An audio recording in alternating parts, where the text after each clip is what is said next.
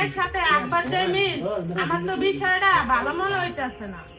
ফারজানা, বেশি ফাও কথা বলবা না। কথা দেখো, আমার আব্বা আমার ছোট ভাইকে ভালোবাসে, এই জায়গায় দোষের কিছু দেখি না। আরে বলদে বোঝে না, তোমার ছোট ভাই অনেক চালাক। আরে আব্বার সাথে মিল দিয়া দেখবা ওর নামে জায়গা জমি সব লেখা নিব। দেখবা তোমার একটা ভিক্ষার থালা ধরায় দেব, কথাটা মনে রাখো। শোনো ফারজানা, জাবরক দেখলে মনে হয় না সে আমার সাথে বেইমানি করবে। আচ্ছা ফারজানা, তুমি ঘরে যাও, আমি বিষয়টা দেখতেছি।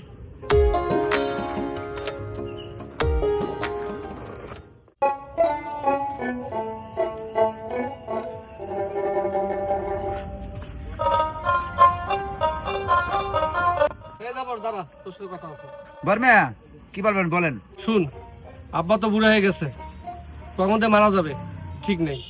তাই বলছিলাম কি, দুই ভাই আব্বার কাছে যা বলি, যে জমি আছে তোর আর আমার নামে তো লিখে দেয়। শোনেন বড় মেয়া, বাপ বেঁচে থাকা মানেই মাথার উপরে বট গাছের ছায়া আছে। বাপ থাকা মানেই বট গাছ, আর সেই বাপের মৃত্যু কামনা করেন আপনি। সেই বড় মেয়া, তাহলে তুই আব্বারে যা বল, আমার ভাগে যে জায়গা জমি আছে আমার নামে লিখে দিতে। বড় মেয়া, আবার যতদিন বাচ্চা আছে এই জমির কোনো ভাগ হবে না। আমরা তো অনেক সুখেই আছি। এই জমি জমা নিয়ে না ভাইবা কিভাবে আব্বারে ভালো রাখা যায় আমরা সেই চেষ্টা করি। তাই বড় মেয়া, আপনি যান, এই ফাও কথা কইবেন না।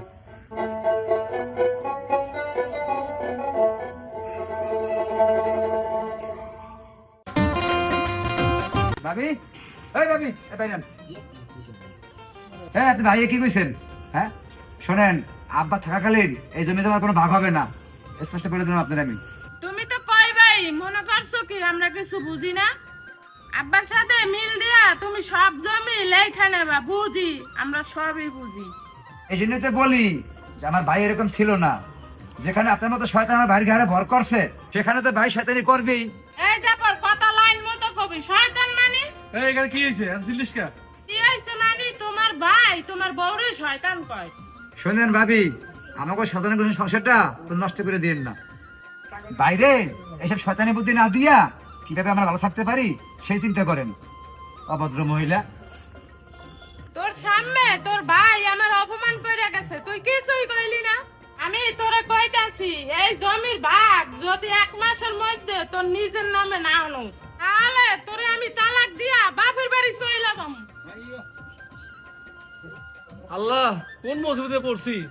এই যে বউয়ের জ্বালা আর ভাইয়ের জ্বালা আমার আর ভালোই লাগে না। ধর, ভালো লাগে না।